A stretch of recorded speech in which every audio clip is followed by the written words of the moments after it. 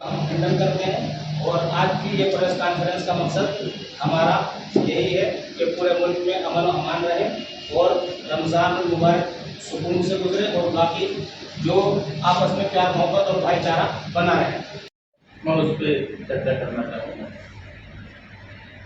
आज हमारी ये जो प्रेस कॉन्फ्रेंस है, हमें ये अचानक इसलिए बुलाना पड़ा कि मुल्क के अमन चैन को नुकसान पहुंचाने में भी कुछ मीडिया के लोगों का बहुत बड़ा रोल है।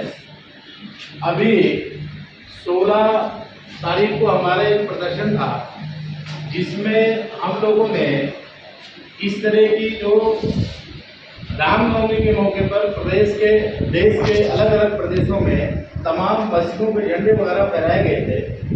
इस तरह की उन्मादी चीज़ों को सरकार को रोकने के लिए हमने एक प्रदर्शन किया था। उसी दिन इत्तफाक एक मामला जहांगीरपुरी में होता है और जहांगीरपुरी के मामले में कुछ सोशल मीडिया के लोग इस बात को उछाल रहे हैं कि पहले यहाँ प्रदर्शन हुआ, उसके बाद प्रदर्शनकारियों ने जाकर वहाँ दंगा किया, जबकि जिस वक्त यहाँ प्रदर्शन चल रहा था शोभा यात्रा वहाँ चल रही थी। ऐसा बिल्कुल नहीं था, लेकिन जो लोग ऐसा कह रहे हैं उनकी हम घोर शब्दों में निंदा करते हैं और जो लोग इसे एसडीपीआई को इस तरह बदनाम करने की कोशिश कर रहे हैं उनकी भी हम घोर निंदा करते हैं। और आज आपके माध्यम से हम ये मांग करना चाहते हैं, भारत एक ऐसा मुल्क है जहां सभी जाति संप्रदाय के लोग बहुत ही अमन चैन के साथ रहा करते थे, लेकिन अभी थोड़े दिनों से ऐसा कौन सा जहर घुल गया है कि जब भी कोई शोभा यात्रा निकलती है, जब भी कोई जयंती का प्रोग्राम होता है तो उसमें निशाने पर मस्जिदें होती हैं। हम आपके माध्यम से मांग करते हैं कि इस तरह से मस्जिदों को निशाना बनाना बंद करें। इसकी भी हम घोर निंदा करते हैं क्योंकि हमारी सरकारें इस पर खामोशी अख्तियार की हुई है। अभी जहांगीरपुरी में देखने को मिला जहां पर ये दंगा फसाद हुआ, जान किसी की भी जाए वो हमारी क्षति है, हमारे देश की क्षति है। कोई बेकसूर, कोई गरीब, कोई मजलूम सताया ना जाए, हम ये चाहते हैं। लेकिन आज भी हमारी सरकार और कुछ मीडिया के लोग, जो ईमानदार मीडिया के लोग हैं, उन्होंने जब शोभा यात्रा निकली उसमें लहराती हुई पिस्टलें, लहराती हुई तलवारें, वो सब चीज़ें दिखाई हैं। हम आपके माध्यम से सरकार से मांग करना चाहते हैं कि ऐसे लोगों पर भी नज़र रखी जाए और ऐसे लोगों के खिलाफ भी कानूनी कार्रवाई की जाए जो लोग इस तरह से किसी भी धार्मिक कार्यक्रम में इस तरह से हथियारों का प्रदर्शन करते हैं। जिस जगह पर जहांगीरपुरी में ये हादसा गुजरा है उसी जगह पर शोभा यात्रा 3 राउंड लगा है।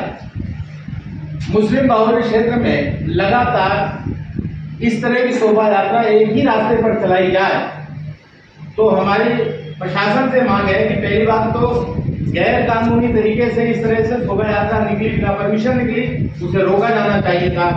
अगर नहीं रोका गया, निकलने दिया, तो कम से कम वहां पड़ने वाले धार्मिक स्थलों की सुरक्षा होनी चाहिए थी। जैसा कि आप लोगों ने देखा है कि वहां मस्जिद के अंदर धार्मिक झंडे फेंके गए या मस्जिद के ऊपर चढ़कर उनको लगाने का प्रयास किया गया। इसकी भी हम कड़े शब्दों में निंदा करते हैं। जो लोग हमारे प्रदर्शन से जोड़कर, चाहे वो सरकार हो या दिल्ली पुलिस के लोगों के लिए भी मैं ये कहना चाहूँगा कि आपको भी ईमानदारी दिखाना चाहिए। जब बुराड़ी में एक धर्म संसद होती है और वहाँ खुलेआम पर हथियार खरीदने और मुसलमानों को मारने काटने की बात होती है तो उस पर आज तक कोई मुकदमा नहीं होता, आज तक उनकी गिरफ्तारी नहीं होती। और अगर हम अपने बचाव में प्रदर्शन करते हैं तो हमें बदनाम करने की कोशिश होती है। तो मैं खास तौर से आज की इस प्रेस वार्ता के माध्यम से दिल्ली पुलिस से भी ये कहना चाहूँगा कि हम लोगों ने भारतीय संविधान की शपथ ली है, हमें अपने धर्म का ज्ञान होना चाहिए। हमारा दिल्ली पुलिस के लोगों के लिए मैं कहना चाहूँगा, हमारा धर्म हिंदू मुस्लिम ईसाई सिख नहीं है। हमारा धर्म भारतीय संविधान के अनुसार भारत के कानून के मुताबिक काम करते हुए भारत की रक्षा करना है।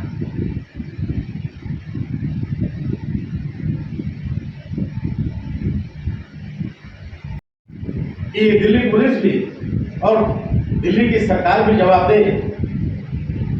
जिस तरह से मस्जिद के अंदर शराब की बोतलें फेंकी गई, जिस तरीके से वहाँ झंडा फेंक कर झंडा लगाने की कोशिश कर करके वहाँ धार्मिक भावनाओं को भड़काने का प्रयास किया गया, तो मैं खास तौर से ये कहना चाहूँगा कि ऐसी चीज़ों पर पहले से ही सही नज़र रखी जाए ताकि मुल्क का अमन चैन खराब ना होने पाए।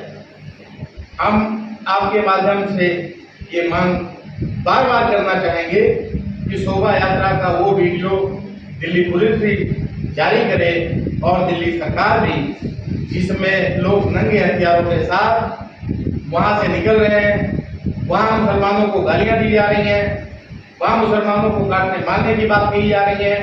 दिल्ली पुलिस की मौजूदगी में अगर ऐसा सब कुछ हुआ है तो मैं समझता हूँ कि सरकार की मिलीभगत के कारण मुसलमानों के साथ ये हो रहा है। आज के इस प्रेस वार्ता के माध्यम से हम ये कहना चाहेंगे कि इस तरह की कार्रवाइयाँ रोकी जाए और भारत के संविधान की हिफाजत की जाए, भारत के कानून की हिफाजत किया जाए और भारत में रहने वाले हर नागरिक को अमन चैन से रहने का मौका दिया जाए।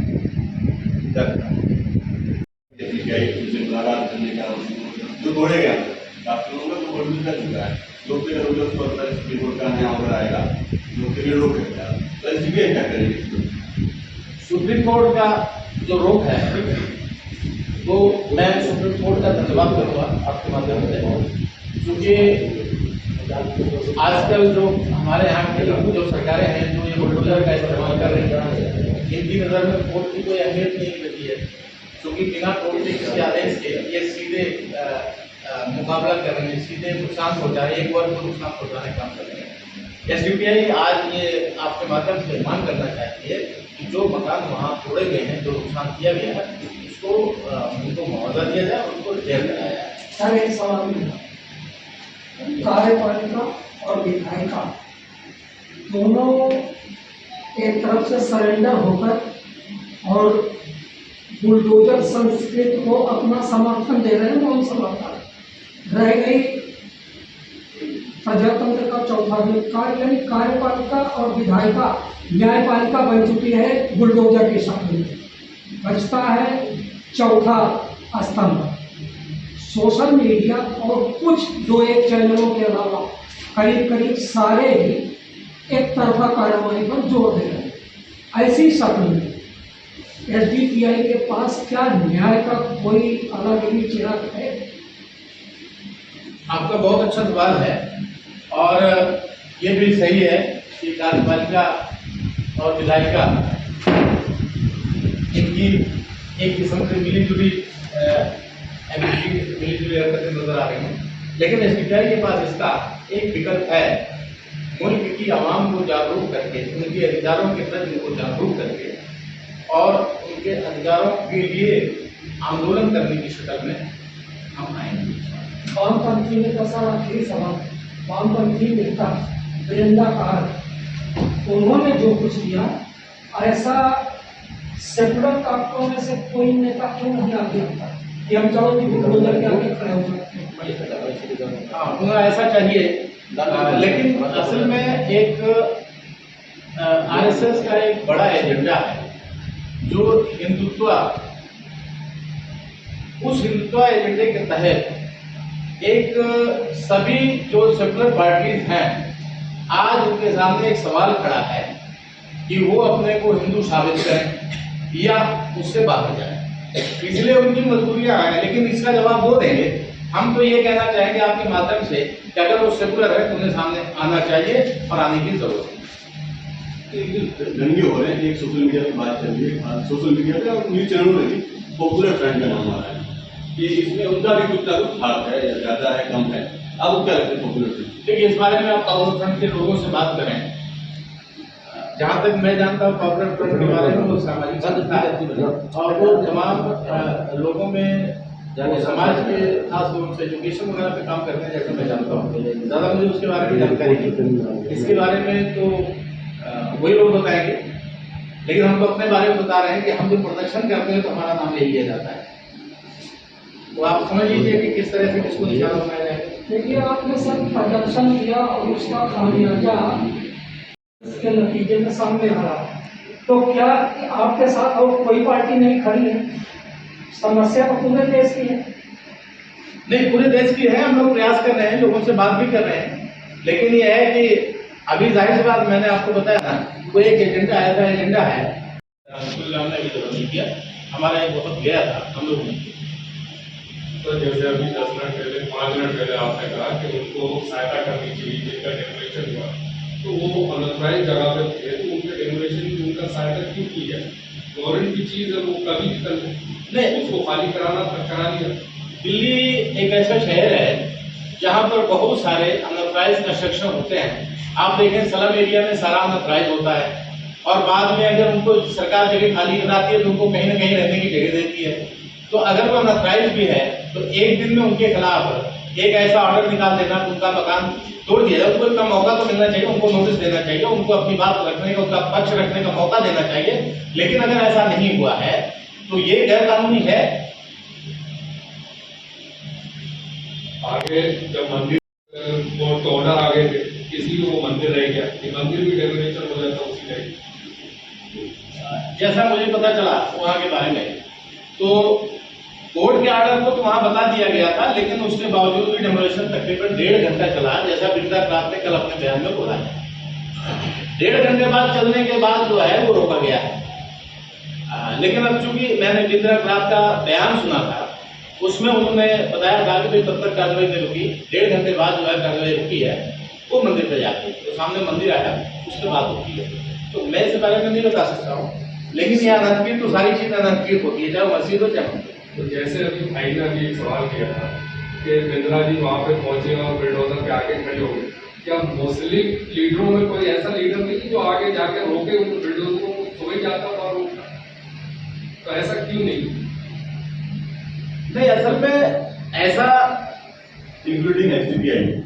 जी जी, ऐसा आपका जो सवाल है ये अच्छा है, लेकिन ये है कि अभी जब मामला कोर्ट में चला गया है तो मुस्लिम लीडर ही लेकर गए हैं, तो वहां सामने जाने की आवश्यकता नहीं है, क्योंकि मामला कोर्ट पर है। हम लोग कोर्ट पर पूरा भरोसा रखते हैं, हम न्यायपालिका पर पूरा भरोसा रखते हैं, और जब मामला न्यायपालिका में चला गया तो बुलडोजर के सामने हमें जाने की आवश्यकता नहीं है, फिर तो न्यायपालिका पर हमें आधारित होना पड़ेगा।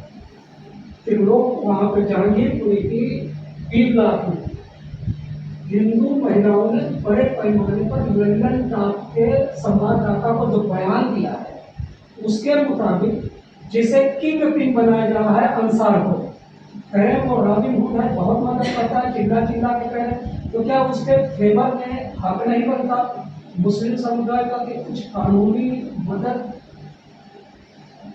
क्योंकि अब एक और इल्जाम लग रहा है कि वो सारी कानूनी जो है जितने मुसलमान हैं वो बांग्लादेशी हैं, तो इसका क्लियरिफिकेशन कौन करेगा?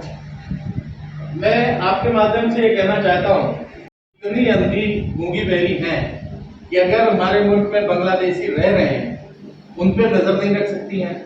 जब कोई इस तरह का मामला आता है तो उन्हें बांग्लादेशी कहते हैं, और अभी तो आपने देखा होगा किसानों के आंदोलन में उनको भी कह दिया गया था, आतंकवादी कह दिया गया था। तो ये जो इस तरह की प्रक्रिया है, ये सब उसी का एक हिस्सा है, जो मैंने अभी बताया हिंदुत्व का एक हिस्सा है। असल में हिंदू धर्म बहुत ही सरल सामाजिक है, लेकिन हिंदुत्व जो है, जो एक विचारधारा है, वो फासीवादी है, वो हिटलर की नकल पर चल रही है, उसका अमल यहाँ आपको नजर आया। मुस्लिम इस वक्त भर में जितनी बड़ी आबादी है पूरी तरह से दिशाहीन है, उम्मीद हार चुकी है। आखिर नई शक्ल में उम्मीद के केंद्र में सिर्फ 2 पार्टियां खड़ी हुई, एक वहां पहुंच चुकी है, दूसरी यहाँ प्रेस कॉन्फ्रेंस कर रही है। कब आप लोग फ्रंट पर आएंगे? हम लोग पूरी तरह फ्रंट पर है। गलत किसी भी गलत नीति का हम विरोध कर रहे हैं और करेंगे, लेकिन सीधे तौर पर जैसे अभी भाई का सवाल आया कि वहां बुलडोजर के सामने वहां पर बेकसूर लोगों को गिरफ्तार किया गया, बेकसूर लोगों पे एनएसए लगाया गया, और जो आयोजन करता है उनमें किसी पे अगर एनएसए लगा है, मुझे जानकारी नहीं, अगर आप लोगों को किसी को जानकारी है तो बताइए। ऐसे किसी पे एनएसए नहीं लगा। तो हम भारत की न्यायपालिका पर ही भरोसा रखकर हम सामने जाने की बजाय हम न्यायपालिका की मदद से, चूंकि भारत के संविधान की रक्षा हमारी जिम्मेदारी है, तो हमें विश्वास है न्यायपालिका की मदद से हम उनकी मदद करने को तैयार हैं। ये एसडीपीआई कोर्ट में गई है, कोर्ट का दरवाजा खटखट रहा है, लेकिन जहाँ ये दंगा हुआ है, जहाँ ये पीड़ित है, वहाँ पे भी एसडीपीआई का फर्ज बनता है जाने का, तसल्ली देने का, उनको हौसला देने का।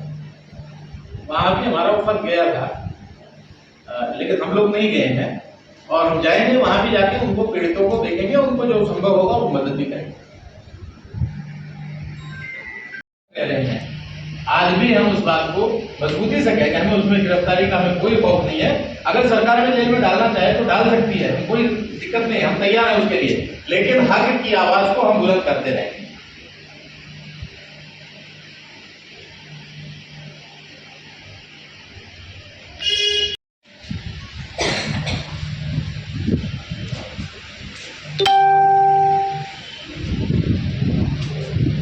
रॉबिन हुड है, बाकी वो एक रॉबिन हुड में जिस तरह की वीडियो आ रही है, उन्होंने एक बजरंगी को पकड़ा, उसके हाथ में वो हथियार था, उसे प्यार से, उम्र उसकी मुश्किल से 16 साल है।